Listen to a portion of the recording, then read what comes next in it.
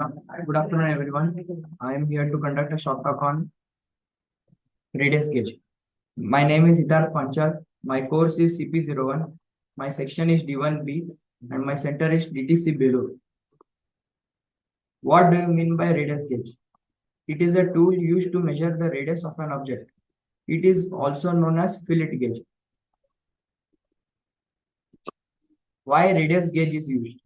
A radius gauge is a measuring instrument for measuring the radius of a curved part. It is used to measure the dimensions of workpieces, dies, and wooden patterns. The gauge is applied directly to the object and dimensions are read visually.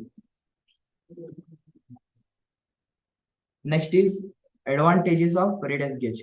It is easy to use as each ends of the gauge has a specific function. It allows a quick visual check of the fretboard to be made. Both the ends of the radius gauge have some range of measurements. At one end of the gauge, there are leaves suitable for measuring a concave radius. Next is disadvantage of radius gauge. A leaf at either end is required to cover both concave and convex applications. It don't allow a quick visual.